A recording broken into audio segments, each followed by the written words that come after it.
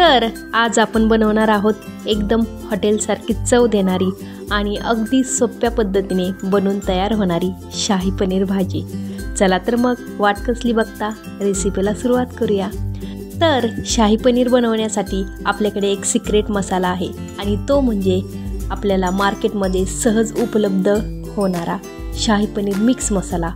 हा साधारणतः 50 ग्रॅम इतका असतो आणि 40 रुपयाला आपल्याला मिळतो। तर अशा प्रकारचं आपल्याला एक पॅकेट घ्यायचं आहे। तसेच 2 मध्यम आकाराचे कांदे आणि 2 मध्यम आकाराचे टोमॅटो अशा प्रकारे आपण कट करून घेतले आहेत आणि आता याची आपण मिक्सरला एकदम बारीक अशी पेस्ट बनवून तयार करणार आहोत।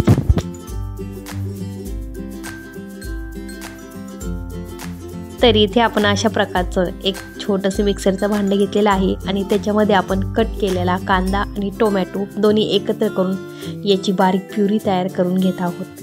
तर भाजी मिळून येण्यासाठी आणि भाजीला चांगला असा घट्टसरपणा येण्यासाठी आपल्याला कांदा टोमॅटोची प्युरी भाजीमध्ये घालायची आहे।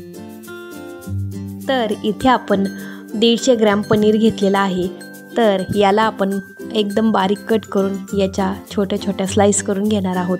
तुम्हाला हवं त्या पद्धतीने तुम्हाला जसं आवडेल त्या आकाराने तुम्ही याच्या स्लाइस करू शकता।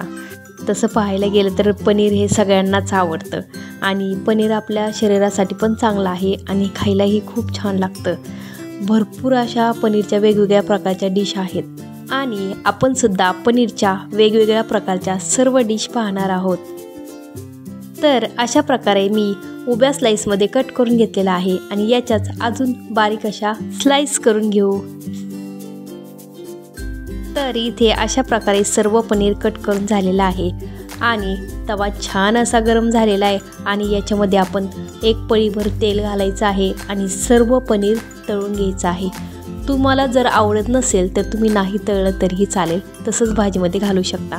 पण मला ना असं पनीर तळून घातलेलं खूप आवडतं, त्याच्यामुळे आपण इथे पनीर तळूनच घेणार आहोत। आणि पनीर तळल्यामुळे काय होतं ना, आपल्या पनीरला एक वेगळीच अशी टेस्ट येते।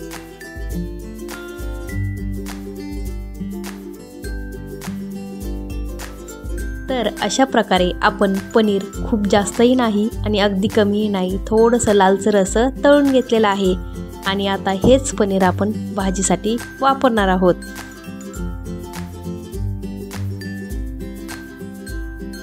तर आता इथे आपण एक छोटा ग्लास घेतलेला आहे आणि याच्यामध्ये आपण शाही पनीर मिक्स मसाला काढून घेणार आहोत आणि याच ग्लासमध्ये आपण 2 कप एवढं दूध घालायचं आहे आणि हा मसाला आणि दूध छानपैकी मिक्स करून घ्यायचं आहे। दूध खूप जास्तही घालायचं नाही आणि याची कन्सिस्टन्सी थोडीशी घट्टसर राहिली पाहिजे, खूप जास्त पातळही करायचं नाही। तर आता गॅसवर आपण कढई ठेवलेली आहे। कढई छान तापलेली आहे आणि याच्यामध्ये आपण 3 पळी एवढं तेल घालायचं आहे। तेल घालायला कंजूसी करायची नाही, तेल भरपूर घातलं तरच भाजी आपली एकदम चवदार अशी होते आणि भाजीला रंगही खूप छान येतो। तर आता यातच आपण जी आपण टोमॅटो आणि कांद्याची प्युरी बनवली होती ती घालायची आहे आणि अगदी तेल सुटेपर्यंत हे असंच आपण व्यवस्थित हलवून घ्यायचे।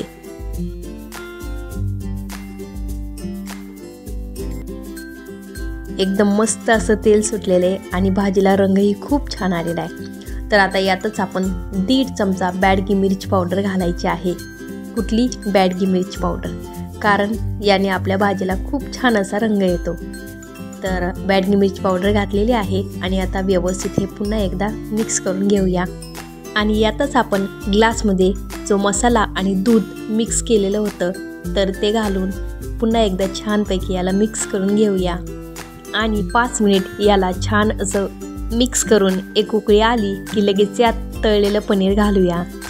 किती छान अशी ग्रेव्ही तयार झालेली आहे आणि आता अजून 5 मिनिटानंतर बघितलं ना तर असं वाटेल जसं की ही भाजी आपण हॉटेलमधूनच आणलेली आहे आणि खरंच सांगते चवीला सुद्धा एकदम अप्रतिम अशी ही भाजी लागते। कोणी म्हणणारच नाही ही भाजी घरी बनवलेली आहे। तर आता 2 मिनिटांसाठी आपण याच्यावर झाकण ठेवायचं आहे। तर 2 मिनिट झालेले आहे आणि तुम्ही ते बघू शकता किती सुंदर असा भाजीला कलर आलेला आहे आणि घट्टपणाही खूप छान आलेला आहे। तर आता याच्यामध्ये पाणी अजिबात घालायचं नाही आता याला छान अशी उकळी आली आहे. यात आपण तळून घेतलेलं पनीर घालूया आणि अगदी 2 ते 3 मिनिट याला व्यवस्थित मिक्स करून घेऊ.